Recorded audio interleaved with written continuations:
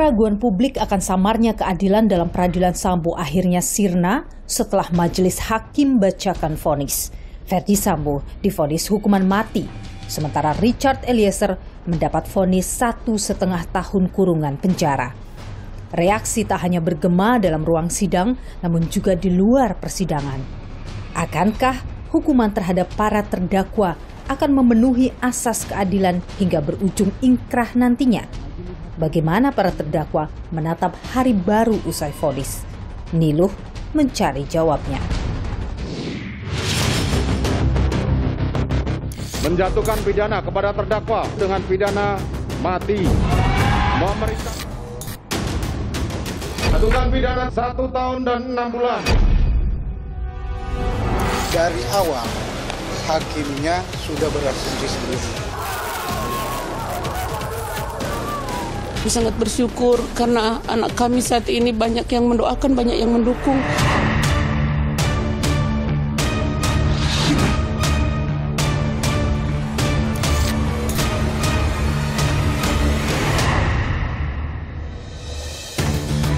Ada hal lainkah yang mungkin Bapak merasa setelah vonis ini belum selesai, ini masih ada hal yang mengganjal? Melalui penasihat hukum kita kemarin sudah ke Polres Jakarta Selatan melaporkan bahwasanya di rekening almarhum itu pemindahan uang sebanyak 200 juta secara bertahap.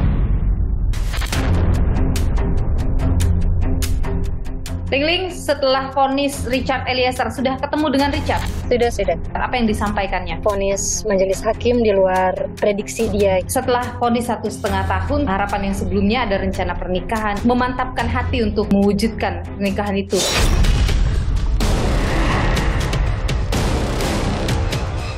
Jadi ada kekhawatiran publik kalau dalam 2-3 tahun ke depan kemudian Ferdy Sambo tidak dieksekusi mati, dia bisa saja masuk ke dalam KUHP baru yang menyebut tidak ada hukuman mati, ya hanya ada masa percobaan terlebih dahulu. Artinya dia bisa mungkin hanya di penjara seumur hidup saja nantinya. Tapi itu 3 tahun lagi kan. Ini kan karena perkara tahanan, dalam waktu 1 tahun harus sudah putus di tingkat kasasi. Dan setelah putus tidak bisa diganggu-gugat lagi? Seharusnya tidak bisa, kecuali keluar gerasi dari Presiden. Apakah dengan kasus Ferdy Sambo itu gerasi bisa diberikan oleh Presiden?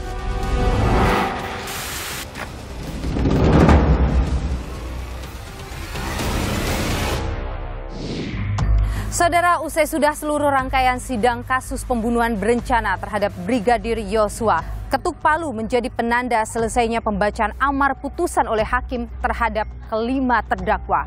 Vonis hakim di luar dugaan, terdapat perbedaan yang begitu besar dengan tuntutan jaksa. Ferdy Sambo yang dituntut oleh jaksa seumur hidup mendapat vonis mati dari majelis hakim. Sementara Richard Eliezer yang dituntut 12 tahun penjara mendapat vonis paling ringan 1,5 tahun penjara. Sangat jauh dari 3 terdakwa lain, Putri Chandrawati, Ricky Rizal, dan Kuat Ma'ruf. Ketiganya dituntut 8 tahun penjara oleh jaksa, namun hakim memvonis Putri dengan hukuman penjara 20 tahun, Ricky Rizal 13 tahun, dan Kuat Ma'ruf 15 tahun penjara. Vonis terhadap para terdakwa sejatinya belum memiliki kekuatan hukum yang tetap. Para terdakwa masih memiliki hak untuk melakukan upaya hukum lanjutan atau mendapat pertimbangan hukuman lanjutan setelah vonis diberikan. Di antaranya adalah upaya banding. Ini merupakan upaya hukum yang dilakukan terdakwa jika tidak puas terhadap putusan pengadilan tingkat pertama atau pengadilan negeri yang diajukan kepada pengadilan tingkat tinggi. Banding juga bisa dilakukan oleh jaksa penuntut umum, namun dalam vonis terhadap Richard Eliezer, kejaksaan telah memutuskan tidak akan banding. Kami salah satu pertimbangannya adalah untuk tidak melakukan upaya hukum banding dalam perkara ini. Karena bagi kami sudah terwujud keadilan substantif, keadilan yang dirasakan oleh korban maupun masyarakat. Sementara itu, terdakwa lain, saudara, Ferdy Sambo, Putri Chandrawati, Ricky Rizal, dan Kuat Ma'ruf sudah menyatakan akan mengajukan banding terhadap vonis hakim Pengadilan Negeri Jakarta Selatan. Selanjutnya, upaya hukum yang bisa dilakukan terdakwa jika tidak bisa banding adalah kasasi. Merupakan upaya hukum jika tidak puas dengan pengadilan tingkat banding atau pengadilan tinggi. Kemudian ada tahap peninjauan kembali, di mana Mahkamah Agung akan melakukan peninjauan kembali terhadap putusan pengadilan, dan jalan terakhir yang dilakukan adalah gerasi, yakni memohon pengampunan kepada Presiden. sejumlah usaha ini bisa jadi akan dilakukan Ferdi Sambo, Putri Chandrawati, Ricky Rizal, dan Kuat Ma'ruf. Yang jelas peradilan Indonesia tengah mendapat angin segar karena vonis hakim dinilai telah sesuai dengan asas keadilan dan harapan publik. Keadilan menurut saya, rasa keadilan publik sekarang sudah diberikan oleh hakim yang gagah perkasa dan berani. Dan kita memang dorong terus berani, jangan takut kepada siapapun karena inilah momentum untuk memperbaiki dunia peradilan kita. Lantas setelah vonis hakim, bagaimana orang-orang yang berada di lingkaran kasus pembunuhan Brigadir Yosua kembali menjalani hidup? Dan juga kami coba untuk menghubungi pengacara keluarga Ferdi Sambo, namun sayang sekali mereka belum berkenan untuk kami wawancarai. Sebelumnya saudara, kami sempat mewawancarai paman Ferdi Sambo sebelum vonis hakim diberikan. Dan berikut ini adalah petikan wawancaranya untuk Anda. Dari pihak jaksa penuntut maupun dari hakim, ya mohon agar supaya dalam putusan nanti itu berimbang lah. Ini ada hukum sebab akibat. Tidak akan mungkin kucing saja di rumah kita tidak berani nembak loh, atau anjing atau ayam. Tapi karena begitu teriris, Ferdi Sambo ini dipertaruhkan sehingga terjadi. Sebenarnya nggak ada siapa yang mau niat membunuh, nggak ada. Saudara, lantas bagaimana dengan keluarga Brigadir Yosua? Apakah vonis ini menjadi akhir perjuangan mereka?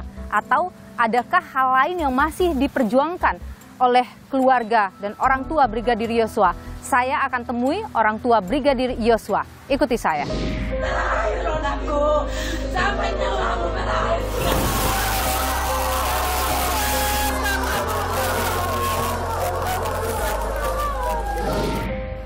Saudara, setelah vonis yang diberikan kepada 5 terdakwa pembunuhan Brigadir Yosua, apa langkah hukum lanjutan dan bagaimana kemudian pihak keluarga Yosua akan menjalani hidup setelah ini? Saya sudah bersama dengan kedua orang tua Brigadir Yosua, Pak Samuel dan juga Ibu Rosti, serta juga tim pengacara dari Brigadir Yosua. Sehat selalu Bapak dan juga Ibu. Sehat. Setelah putusan yang diberikan oleh hakim kepada 5 terdakwa, bagaimana keluarga menanggapi ini? Sudah memuaskan, sudah memberikan rasa keadilan yang Bapak Ibu cari selama ini? Kami sangat mengapresiasi ataupun menghargai keseluruhan keputusan daripada majelis hakim di Pengadilan Negeri Jakarta Selatan. Itu semua diputuskan berdasarkan hukum dan nurani oleh hakim. Hakim, betul. Ibu juga merasa Ibu sudah tenang dengan putusan ini atau ada yang masih mengganjal mungkin, Bu? Ya, kalau soal tenang apa tidaknya itu kan kita tetap berserah kepada Tuhan. Karena kami berpengharapan Tuhanlah yang bisa menopang, memberikan kami ketenangan hati, jiwa. Kami menghargai apapun vonis itu. Sebagai ibu, kami memang daripada ibunda almarhum tetap sedih di dalam kehilangan anak kami. Karena anak kami lah paling berharga di titipan Tuhan buat kami. Iya, kita bisa memahami kehilangan yang besar sekali untuk Ibu dan keluarga. Saya ingin mendengar pandangan Ibu terkait dengan upaya hukum. Ini kan pihak PC, Kuat dan juga Ferdi Sambo serta Ricky Rizal mengajukan banding atas putusan kemarin. Bagaimana keluarga menanggapi ini? Ya, soal mereka terdakwa semua mau mengajukan banding itu hak mereka. Ya. Kami sebagai keluarga, ya kami serahkan kepada ahli-ahli hukum untuk selanjutnya langkah bagaimana yang solusi yang terbaik. Ibu akan tetap mengawal ini? Tentu kami harus mengawal karena kami sebagai keluarga daripada almarhum Yosua. Ada kemarin bahasa dari vonis hakim soal perbuatan yang kemudian menyakiti hati kemungkinan. Apakah Ibu ingin menanggapi soal itu? Motif yang lebih tepat menurut majelis hakim adanya perbuatan atau sikap korban Nofriansah Yosua Huta Barat, di mana perbuatan atau sikap tersebut yang menimbulkan perasaan sakit hati yang begitu mendalam terhadap Putri Chandrawati. Kami tidak ada di dalamnya dan kami tidak mengerti. Boleh saya tanggapi? Kami serahkan itu kepada hakim. Boleh ya? Saya pikir itu kata perhalus ya, untuk mengungkap peristiwa yang mungkin saja sebenarnya Joshua itulah korbannya. Oke. Karena kan selama ini mereka mengatakan bahwa Putri diperkosa, faktanya tidak ada visum, tidak ada DNA, tidak ada jejak kekerasan juga. Setelah vonis ini masih banyak ya proses hukum yang masih dilanjutkan oleh pihak keluarga. Apa saja, karena hari ini datang ke Barreskrim, Ibu? Kita ke sini untuk mengurus segala hal administrasi almarhum Joshua, mulai dari buku rekening dia yang berada di Mabes Polri. Jadi ini kami ke ruang Barreskrim, ke ruang penyidik Di sana dulu kan ada berita acara penjemputan barang-barang almarhum ke rumah Sapuling, bahwasanya ada beberapa item yang ditahan oleh penyidik. Jadi yang dijemput ke sini dari Propam Jambi, ini surat berita acaranya, ada handphone 2 unit, ada uang sejumlah 62 juta sekian, jam tangan tas sandang warna hitam, dompet warna coklat. Ini yang belum kembali ya. Ada hal lainkah yang mungkin Bapak merasa setelah vonis ini belum selesai ini masih ada hal yang mengganjal rasanya buat Bapak? Ya, kita melalui penasihat hukum kita kemarin sudah ke Polres Jakarta Selatan melaporkan bahwasanya di rekening almarhum itu pemindahan uang sebanyak 200 juta secara bertahap yang dilakukan oleh RR. Selaku orang awam saya melihat yang nyata-nyata itu rekening almarhum, berarti itu adalah uang almarhum. Kami selaku ahli waris utama, ya seandainya pun itu uang almarhum dikembalikan sama kami. Bukan seandainya. Jadi saya tambahkan ya, saya sudah dapat pernyataan transaksi daripada rekening almarhum Joshua. Rekening ini dibuka oleh Joshua, ada riwayatnya. Saya periksa semua mutasi kredit maupun debitnya, tidak ada atas nama Putri Chandrawati, tidak ada atas nama Perdi Sambo, kecuali pencurian uang tanggal 11 Juli oleh Ricky Rijal. Jadi tidak bisa dikatakan ini milik daripada Putri Chandrawati. Kemudian kami datang ke sini adalah untuk pertama meminta supaya Daden, Romer, Kodir, Susi dan yang lain-lain ditangkap dan ditahan. Alasan harus ditangkap karena mereka punya peran dalam pembunuhan terencana. Yang kedua, mereka telah memberi keterangan saksi di bawah sumpah secara berbohong. Kami juga telah membuat laporan polisi tentang kejahatan pencurian jam tangan, pencurian pin mas pimpinan Polri, kemudian laptop dan handphonenya. Setelah ini apakah Bapak Ibu akan kembali ke Jambi atau masih akan ada yang diinikan di Jakarta? Masih ada yang kami urus. Sudah selesai urusan kita akan bertolak ke Jambi. Jadi harus diselesaikan sebelum balik ke Jambi. Bapak Ibu masih punya satu putra yang saat ini menjadi anggota Polri. Apa yang ingin Bapak Ibu sampaikan tentu? Yang paling utama saya utarakan sama dia, jangan kamu ambil yang bukan hak kamu. Pengertian ini sangat dalam. Yang kedua, ini suatu mata pelajaran bagi kamu. Kematian abangmu. Ambillah dari sini hikmat untuk jalan terang hidupmu. Ibu ada yang ingin disampaikan terakhir? Kepada anak-anak kami, terlebih Mahareja Rizky, semoga dalam tugasnya mendapat perlindungan, terlebih dari Tuhan dan atasannya, agar mereka sama-sama melaksanakan tupoksi mereka masing-masing. Jangan ada kecemburuan, jangan ada keirian, akhirnya menjadikan hal yang negatif atau perbuatan yang tidak baik. Terima kasih Ibu Rosti Simanjuntak, Pak Samuel Hatta Barat, tim pengacara, Bang Kamarudin, Bang Samarti Simanjuntak, dan juga kakak dari Brigadir Yosua. Harapan yang sebelumnya ada rencana pernikahan dan lain sebagainya, memantapkan hati untuk mewujudkan pernikahan itu.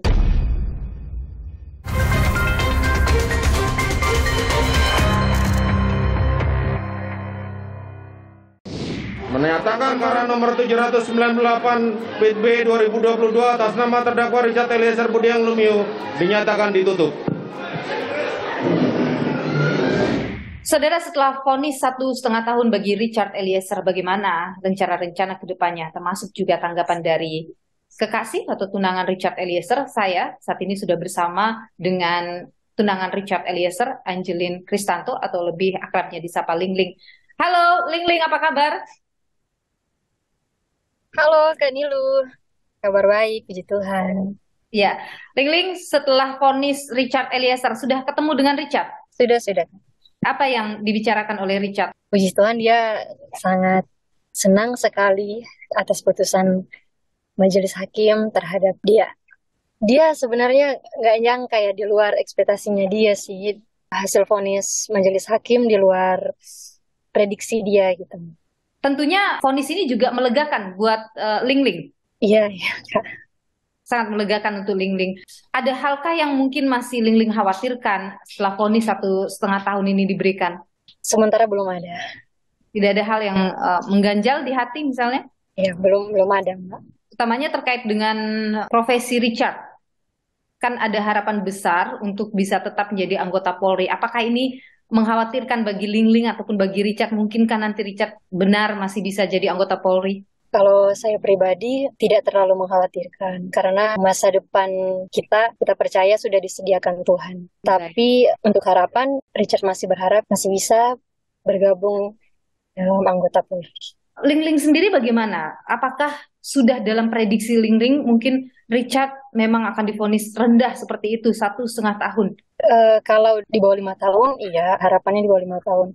Tapi itu kita meminta hal kecil dikasih hal besar sama Tuhan. Jelang vonis itu kan juga jadi momen yang deg-degan untuk Lingling juga, benar ya? Iya, iya. Lingling waktu jelang vonis itu terlihat keluar rumah, sempat terlihat keluar rumah ya. Itu kemana? Ngapain pagi-pagi? Oh ya, itu saya misa Kak di gereja, misa harian. Berdoa biar mendapatkan hasil yang terbaik dari Tuhan. Terjadi sesuai kehendak Tuhan. Jadi ke gereja waktu itu, sebelum vonis pagi-pagi itu ke gereja. Setelah vonis 1,5 tahun, tentu cita-cita yang sebelumnya, harapan yang sebelumnya, ada rencana pernikahan dan lain sebagainya. Jadi sudah dibicarakan dengan Richard karena sudah sempat bertemu dengan Richard, ada pembicaraan terkait dengan itu? Bercanda-bercanda, belum ke pembahasan yang serius. Masih belum memikirkan yang lebih serius sih, tapi untuk memantapkan hati udah mantap, Mbak. Jadi artinya Lingling tetap memantapkan hati untuk bersama dengan Richard terus ya? Iya, Kak. Richard juga menyampaikan hal yang sama. Kapan rencana keinginan untuk pernikahan? Nanti Kak. Itu dibahas lagi, belum pasti. Ini kan jadi satu pelajaran besar ya, peristiwa besar yang kemudian jadi pelajaran besar bagi kehidupan Richard dan kehidupan Lingling juga. Adakah hal yang kemudian Lingling ingin sampaikan pada Richard supaya kemudian ini jadi momen perubahan dan perbaikan juga kehidupan kalian berdua ke depan? Sudah sampaikan secara langsung sih, Kak. Apa yang Lingling sampaikan pada Richard? Banyak, tapi yang pasti benar-benar memperbaiki diri menjadi lebih baik lagi dari sekarang, lebih tahu mana perintah-perintah yang salah dan benar. Jadi mana yang wajib dijalankan dan mana yang bisa ditolak. Apa yang Richard sampaikan setelah Lingling sampaikan hal itu? Banyak sih dia bilang, tapi lebih ke iya. Karena dia tidak ingin jatuh di lubang yang sama. Dia akan memperbaiki diri. Ada hal khusus tidak yang disampaikan oleh Richard setelah vonis ini? Mungkin ada hal yang Richard ingin sampaikan pada publik yang dititipkan pada Lingling misalnya? Dan bilang ke teman-teman semua yang mendukung dia, bilang terima kasih banyak. Maaf dia nggak bisa balas semua support dan kebaikan teman-teman yang telah mendukung dia, baik yang teman-temannya dan orang-orang yang dia tidak kenal. Semoga Tuhan memberkati mereka semua. Oke, jadi ada ucapan terima kasih dan juga permohonan maaf. Iya, tapi aku belum sempat live dan bilang lewat sini aja ya Mbak Nilu. Ada lagi hal yang ingin Lingling sampaikan? Terima kasih untuk semua pihak, para penegak hukum yang telah merespon dan turut mengawal kasus ini hingga selesai. Semoga tetap keadilan di Indonesia bisa ditegakkan. Baik, Angeline Kristanto atau Lingling, tunangan Richard Eliezer, terima kasih sudah berbagi informasi di program Nilu. Sehat selalu, Lingling. Sehat selalu. Jatuhkan pidana terhadap terdakwa Richard Eliezer Budiang Lumiu dengan pidana penjara selama 1 tahun dan 6 bulan.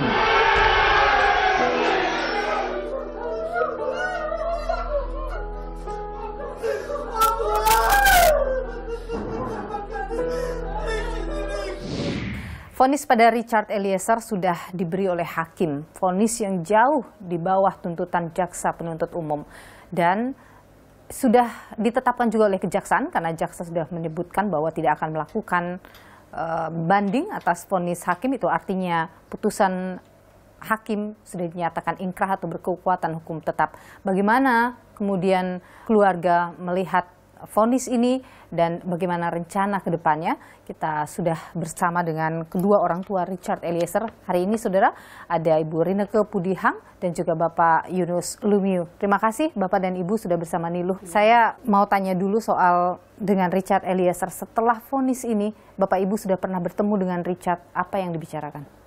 Kami pergi kemarin, dari sore sampai malam kami di sana.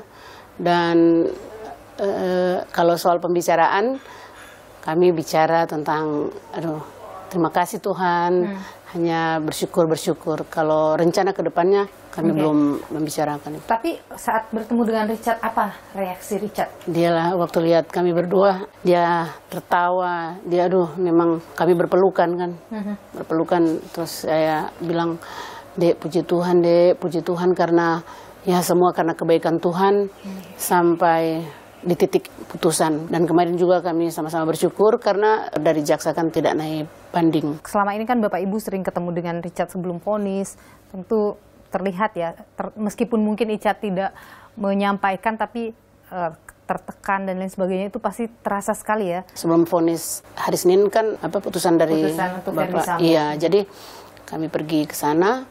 Dan dia kelihatan memang khawatir. Saya bilang, ya berdoa, serahkan semua kepada Tuhan. Karena kekuatan kita hanya doa. Dan itu membuat dia lebih bersemangat saat itu. Iya, betul. Oh, ada pembicaraan dengan Richard misalnya terkait dengan pekerjaan dia sebagai anggota Polri. Apakah itu dibicarakan juga oleh Richard kemarin saat ketemu?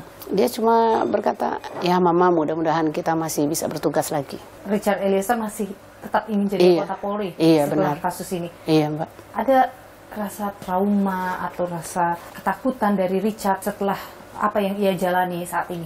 Semua yang terjadi yang telah lalu itu bukan satu hal yang kecil buat pribadi Richard.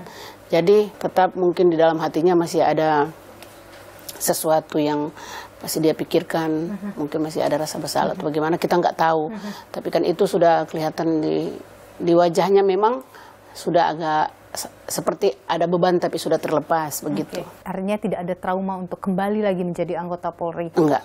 Tapi kalau Bapak Ibu bagaimana? Apakah punya kekhawatiran yang sama ini, anak saya jangan sampai masuk lagi anggota Polri, nanti ketemu lagi kasus, ini kan sesuatu yang sangat besar yang terjadi. Kami tidak pernah berpikir seperti itu karena kami meyakini anak kami juga sifatnya seperti apa. Jadi Bapak sama Ibu juga inginnya Richard tetap jadi anggota Polri setelah ini? Itu kebanggaan kami kan, tetapi itu juga dia dapatkan memang dengan perjuangan yang luar biasa. Iya, dia menjadi seorang anggota polisi. Jadi kami sebagai orang tua juga berharap dia bisa kembali menjadi seorang anggota polisi. Setelah vonis ini Bu ya, inginnya Richard nanti misalnya, kita belum tahu, Kapolri sudah mengatakan bahwa peluang Richard untuk kembali jadi polisi itu ada. Proses sidang etik juga mungkin segera akan dilakukan. Kalau nanti benar Richard tetap bisa jadi anggota Polri, inginnya Richard di Jakarta atau di Manado saja? Kalau itu kami serahkan kepada kepolisian. Kalau keinginan hati sebagai orang tua setelah apa yang dilewati yang begitu berat beberapa bulan terakhir ini, kalau Bapak gimana? Terbaiklah, pemikiran sesuai dengan pemikiran Richard, keinginan Richard. Iya, kita ikuti keinginan dia. Kan ada banyak pro dan kontra yang muncul. Ada juga pihak-pihak yang merasa vonis ini terlalu ringan untuk Richard Eliezer yang sudah menjadi eksekutor yang menembak Yosua. Bagaimana Ibu dan Bapak melihat komentar-komentar seperti itu? Kalau kami kan sebagai orang tua, kami tidak punya hak untuk menentukan putusan.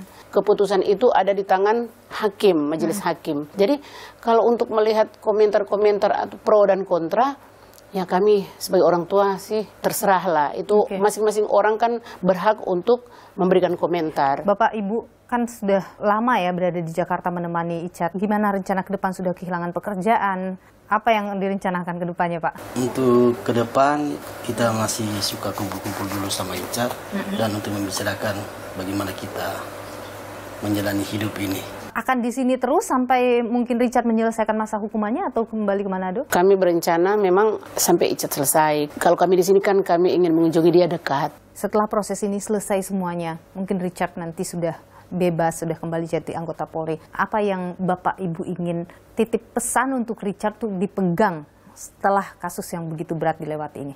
Yang pertama-tama Richard harus tetap berserah diri kepada Tuhan, mengandalkan Tuhan di dalam kehidupannya, di dalam tugasnya, tetap semangat dan kejujuran, kepatuhan yang pernah dia lakukan selama ini, yang memang itu juga sudah mendarah daging bagi dia kan, tetap dia pertahankan. Kalau Bapak? Kami selaku orang tua juga mengharapkan Icat bekerja dengan baik dan patuh, dan kejujuran tetap ada dalam pribadinya. Ya, karena kejujuranlah yang menyelamatkan Icat kali ini. Itu yang kemudian harus dipegang terus oleh Richard Eliezer.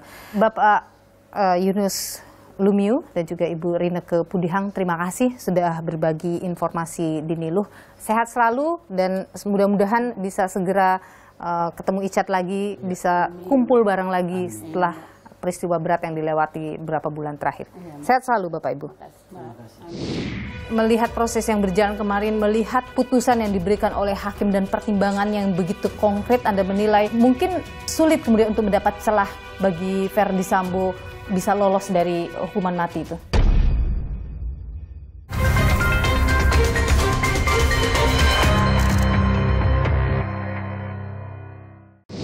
Menjatuhkan pidana kepada terdakwa tersebut oleh karena itu dengan pidana mati. Apakah dengan kasus Verdi Sambo itu gerasi bisa diberikan oleh Presiden? Saudara, kasus pembunuhan Brigadir Yosua menyita perhatian begitu besar di tengah masyarakat, apalagi setelah vonis yang diberikan oleh hakim kepada 5 terdakwa yang menggemparkan dan mengejutkan publik. Bagi Verdi Sambo divonis hukuman mati, sementara 3 terdakwa lain Putri Chandrawati, Ricky Rizal, dan Kuat Ma'ruf ini juga divonis di atas tuntutan jaksa penuntut umum.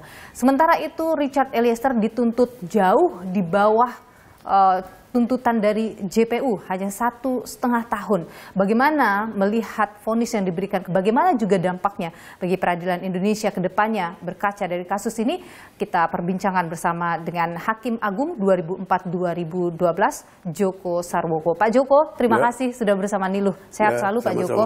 Pak Joko, setelah vonis hakim, reaksi publik banyak bermunculan, bahkan Menko Polhukam juga ikut berbicara terhadap vonis ini. Anda sendiri melihat vonis yang diberikan oleh hakim kepada para terdakwa bagaimana? Menurut saya putusan Majelis Hakim Pengadilan Negeri Jakarta Selatan itu sangat bagus, dan ada nuansa-nuansa yang penerapan hukum itu lebih progresif. Yang kedua, ini menunjukkan kemandirian atau independensi dari majelis hakim. Melihat vonis hakim yang kemudian untuk Richard Eliezer ini jauh di bawah tuntutan jaksa, ada yang merasa itu terlalu berlebihan begitu. Bagaimana Anda melihat? Boleh saja itu dikatakan berlebihan, itu pihak-pihak yang merasa tidak suka. Tapi kalau saya melihat dari sisi yang lain, kan yang 3 orang kan dihukum lebih tinggi dari tuntutan. Betul. Nah, kalau hanya 1 orang ini tentu ada pertimbangannya. Mengapa dia lebih rendah? Richard Eliezer itu memang semenjak proses penyidikan sampai putusan, dia sangat kooperatif dan memberikan fakta-fakta, membuka fakta-fakta yang selama ini agak sulit diungkapkan. Banyak sekali kontribusi dari Eliezer ini di dalam pengungkapan kasus. Tanpa ada terdakwa ini, mungkin kasus Sambo itu tidak akan terbuka sampai kapanpun. Dengan perannya Eliezer ini sebagai justice kolaborator, menurut Undang-Undang Perlindungan Saksi dan Korban, yang namanya JC itu berhak mendapat reward adalah pengurangan hukuman. Yang ketiga, karena dia melakukan penembakan itu kan, itu hanya aktus seriusnya, tapi mens rea dia tidak punya. Niat itu tidak punya. Yang dia lakukan adalah perintah. Dengan demikian yang memiliki mens rea untuk membunuh itu adalah FS. Dari tinjauan 3 aspek itu, menurut saya putusan hakim itu sudah tepat dan adil. Banyak pakar yang sempat menilai bahwa jaksa ini mengalami dilema yuridis begitu dengan melihat disparitas vonis hakim yang begitu jauh. Anda sendiri bagaimana menilai ini? Ya, mungkin jaksa melihat dari apa yang dilakukan Eliezer dipandang sebagai eksekutor. Menurut saya bukan eksekutor. Yang namanya eksekusi itu adalah melaksanakan suatu putusan yang sudah berkekuatan hukum tetap. Tapi ini melaksanakan perintah. Sehingga menurut saya kalau dikatakan itu ada konflik hukum itu menurut saya tidak tepat. Lalu yang kedua, bahwa memang JPU kan tidak mengakui bahwa ini adalah JC. Memang kalau kita lihat undang-undang dan kemudian surat edaran Mahkamah Agung nomor 4 tahun 2011 itu memang tidak jelas siapa yang berwenang untuk menetapkan bahwa ini justice kolaborator. Jadi ke depan dengan putusan ini, maka ini dianggap putusan progresif karena nanti bisa dianggap ini dapat memicu kepada Mahkamah Agung ataupun DPR untuk merevisi undang-undang yang ada. Terkait dengan dengan siapa yang menentukan justice kolaborator itu. Yang sekarang ini tidak jelas. Nah, sekarang ini belum jelas. Bisa penyidik, bisa penuntut umum, bisa hakim. Kalau ada perbedaan pendapat seperti itu, mungkin nanti perlu surat edaran dari Mahkamah Agung bahwa yang menetapkan adalah hakim. Bisa dengan bentuk surat penetapan atau langsung dalam pertimbangan hukum dan diamarkan dalam amar putusan. Menurut Anda itu perlu mengeluarkan edaran baru terkait dengan siapa yang menentukan status JC? Saya kira menurut saya perlu, karena sekarang kan masih terjadi perbedaan persepsi.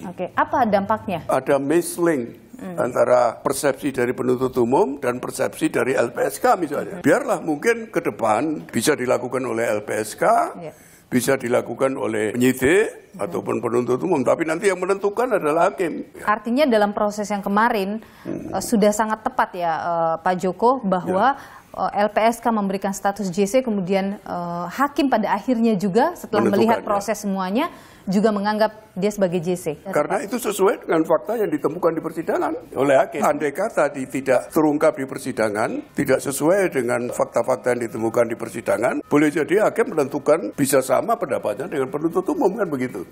Putusan untuk Richard Eliezer sudah berkekuatan hukum tetap karena kemudian jaksa tidak melakukan banding atas putusan tersebut. Tapi 4 terdakwa lain masih ada upaya banding, masih juga ada nanti PK bisa dilakukan. Anda menilai kans untuk Ferdy Sambo bisa lolos dari hukuman mati itu besar? Bisa ya, bisa tidak. Kan tergantung persepsi dan penguasaan dari majelis hakim tingkat banding dan tingkat kasasi, tingkat PK di dalam menguasai masalah-masalah hukum atau isu-isu hukum yang memang harus diselesaikan dan diputuskan dalam tingkat kasasi.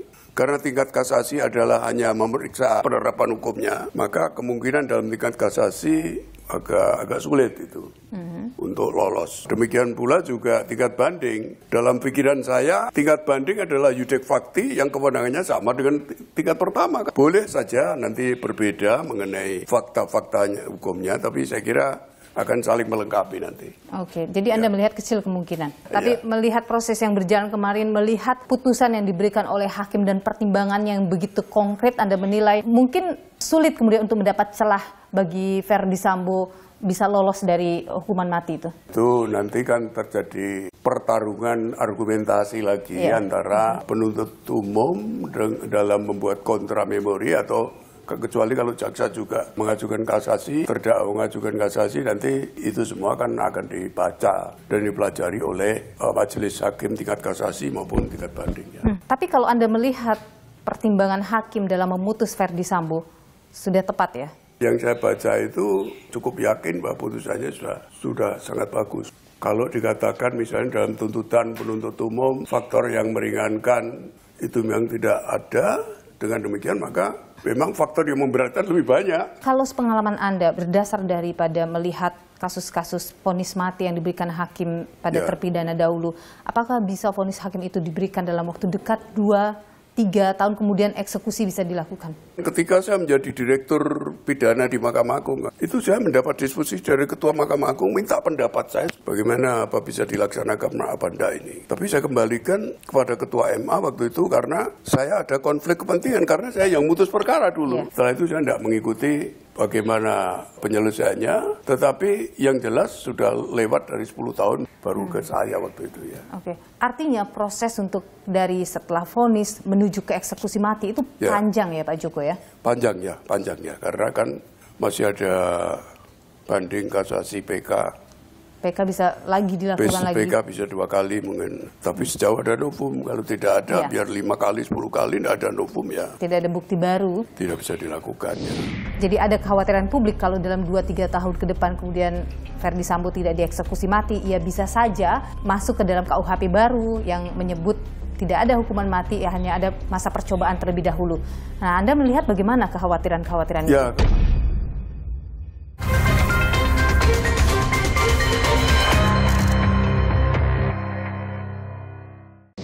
Jadi ada kekhawatiran publik kalau dalam 2-3 tahun ke depan kemudian Ferdy Sambo tidak dieksekusi mati, ia bisa saja masuk ke dalam KUHP baru yang menyebut tidak ada hukuman mati, ya hanya ada masa percobaan terlebih dahulu.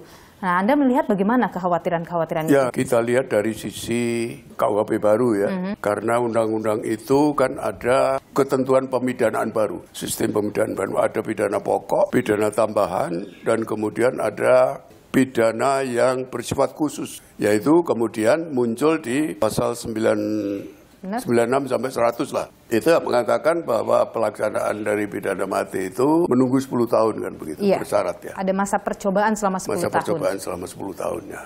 Artinya dengan demikian, setiap tahun kan harus dievaluasi itu.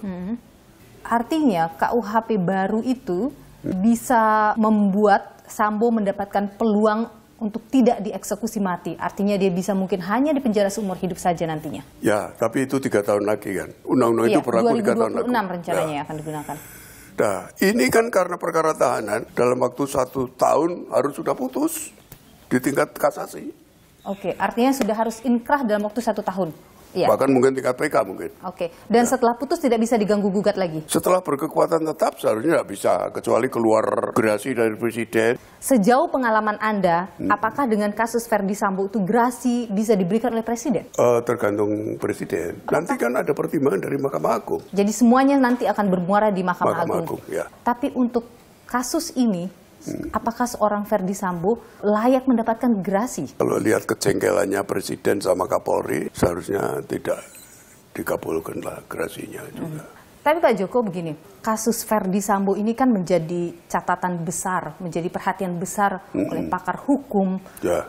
Anda termasuk sebagai mantan Hakim Agung. Ya. Apa sih catatan paling besar yang kemudian bisa terus dibawa nanti dalam sistem peradilan Indonesia setelah kasus Verdi Sambo ini? Hakim harus ada keberanian. Suatu ketika mungkin akan terjadi tindak pidana yang dilakukan oleh orang yang luar biasa seperti Sambo. Jadi keberanian hakim ini yang akan menjadi jurisprudensi ya? Jurisprudensi bisa, dan kemudian bisa hakim itu kan sebenarnya dalam memutus perkara itu diharapkan dia memiliki kaidah-kaidah hukum baru yang nanti akan menjadi panutan dari hakim-hakim berikutnya. Nah, juga ada kaidah baru terutama mengenai JC. Justice Collaborator. Ya, pemidanaan yang menaikkan tuntutan. Itu juga bagus, itu jarang dilakukan oleh hakim. Nah, ini majelis hakimnya berani karena dia juga memperhatikan rasa keadilan yang ada di dalam masyarakat. Seperti adanya amicus curiae itu kan ada orang yang berpendapat itu tekanan-tekanan itu kan begitu. Dia kan tidak setuju. Ternyata proses-proses itu dipertimbangkan oleh hakim dalam memberikan vonisnya. Pak Joko, kalau melihat terdakwa lain seperti Putri Chandrawati, Kuat Ma'ruf, Ricky Rizal ini bahkan sempat menolak untuk menembak, tapi ia kemudian dianggap berbelit-belit selama persidangan. Mereka juga akan mengajukan banding terkait dengan kasus ini. Apakah ada peluang bagi mereka juga untuk turun lagi hukumannya? Ya, ada peluang, tapi mungkin kan turunnya sedikit lah. Tapi itu kan nanti kan akan dipertimbangkan oleh hakim apa. Kalau pengacara biasa, wah ini ilusi aja dari penuntut umum, ilusi dari hakim, karena hakimnya sejak awal sudah tidak netral katanya, biar aja, itu biasa, itu kan. Tidak akan mempengaruhi ya? Tidak akan mempengaruhi ya. Melihat apa yang dilakukan hakim pada status JC Richard Eliezer, Anda melihat ini menjadi harapan baru bagi orang-orang yang kemudian ingin membongkar kasus. Nah, sekarang dengan ini, perkara-perkara besar, perkara korupsi, segala itu nanti ada yang berani ngomong. Diharapkan begitu ya. Jadi kasus Verdi Sambo memberi dampak besar bagi perkembangan hukum dan peradilan. Dan peradilan. Baik. Pak Joko Sarwoko, Hakim Agung 2004-2012. Terima kasih sudah memberikan pandangan di program Niluh. Sehat selalu Pak Joko. Ya, sama-sama. Terima kasih. Ya. Mungkinkah ada peluang bagi Verdi Sambo untuk lolos dari hukuman mati? Serta bagaimana pula nasib Richard Eliezer? Mungkinkah ia bisa kembali menjadi anggota Polri?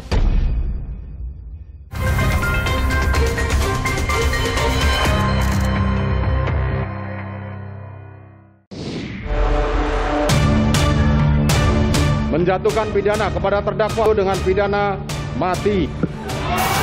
Dia mendapatkan putusan vonis yaitu hukuman mati. Jadi kami keluarga sangat-sangat berterima kasih. Hukuman pidana 1 tahun dan 6 bulan.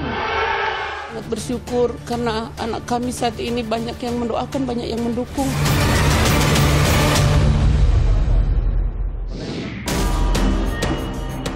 Sidang vonis pembunuhan Brigadir Yosua penuh kejutan. Putusan hakim terhadap para terdakwa jadi perbincangan. Reaksi positif pun datang dari berbagai kalangan. 1 tahun dan 6 bulan. Kami dari lettingnya Baradae, dari Barapana Nusantara, datang ke sini untuk mendukung Richard Eliezer untuk dibebaskan. Kalau bisa bergabung lagi bersama kami. Inilah momentum untuk memperbaiki dunia peradilan kita. Vonis untuk Sambo itu sudah tepat. Meski vonis disebut penuhi asa publik akan keadilan, pihak Ferdy Sambo merasa hakim berasumsi. Kami semua tim PH tidak berharap banyak. Kenapa kami sampaikan seperti itu? Dari awal hakimnya sudah berasumsi sendiri. Ini ada lagi tadi yang kita catat sama-sama. Ada motif baru, sakit hati lagi. Itu kan berbeda-beda lagi. Artinya apapun pertimbangan majelis hakim, intinya dalam tingkat pertama ini kita hormati. Tetap kita hormati dan ada upaya hukum selanjutnya. Tak puas pada vonis, Ferdy Sambo CS pastikan ajukan banding. Sementara Richard Eliezer menerima vonis 1,5 tahun yang jauh di bawah tuntutan jaksa. Namun muncul dugaan di publik terkait aturan dalam Kitab Undang-Undang Hukum Pidana KUHP baru. KUHP baru yang disahkan Januari 2023 dianggap untungkan Ferdy Sambo. Dalam pasal 100 KUHP baru disebut, terpidana mati akan diberi masa percobaan selama 10 tahun. Jika berkelakuan baik, hukuman mati bisa diganti menjadi hukuman seumur hidup. Menteri Hukum dan HAM Yasona Lauli membantah dugaan pasal dalam KUHP baru dibuat untuk meloloskan Ferdy Sambo dari hukuman mati. Jadi itu itu berdasarkan putusan Mahkamah Konstitusi. Pelaksanaan hukuman mati itu tidak absolut. Jadi harus ada kesempatan. Jadi bukan berarti ini jauh sebelum Sambo sudah dibahas. Dalam kenyataannya, perlu waktu lama bagi terpidana mati di Indonesia untuk dieksekusi. Rian Jombang misalnya, terbukti membunuh Heri Santoso di Depok dan menghabisi nyawa 10 orang lainnya. Rian divonis mati oleh Pengadilan Negeri Depok pada 6 April 2009. 14 tahun berlalu, Rian tak kunjung dieksekusi lantaran belum memenuhi hak pengajuan gerasi. Lalu pada 2010, Mary Jane, terpidana mati asal Filipina yang tertangkap membawa heroin di Bandara Adi Sucipto, Yogyakarta. Eksekusi mati Mary Jane dijadwalkan pada 29 April 2015. Namun eksekusi batal lantaran perekrut Mary Jane menyerahkan diri pada kepolisian Filipina. Sementara Sambo masih akan terus berjuang untuk mendapatkan keringanan hukuman, status hukum Eliezer sudah berkekuatan hukum tetap. Jaksa tidak akan banding atas vonis hakim terhadap Eliezer. Lantas, apakah Richard Eliezer bisa kembali ke Korps Bayangkara? Kita akan menjadikan pertimbangan bagi Komisi Kode Etik, bagi institusi untuk bisa memutuskan suatu keputusan yang adil bagi semua pihak. Ada kemungkinan untuk balik ke Brimob lagi ya Pak ya? Belum itu terbuka Pak ya? Ya, peluang itu ada. Putusan hakim memang telah penuhi harapan publik. Asas keadilan bagi semua jadi landasan. Meski pro kontra tak akan sepi mengiringi, putusan hakim harus dihormati. Peradilan Ferdy Sambo CS telah mencatatkan sejarah dalam peradilan Indonesia. Mantan jenderal yang melawan prajurit berpangkat rendah, sang prajurit yang berhasil menang berkat kejujurannya. Bangsa Indonesia patut bernafas lega karena keadilan yang berasaskan kejujuran masih ada di negeri ini. Semoga masih banyak orang-orang jujur lainnya yang dapat bekerja sama dengan penegak hukum demi menciptakan peradilan yang bersih. Saya, Niluh Puspa, sampai jumpa.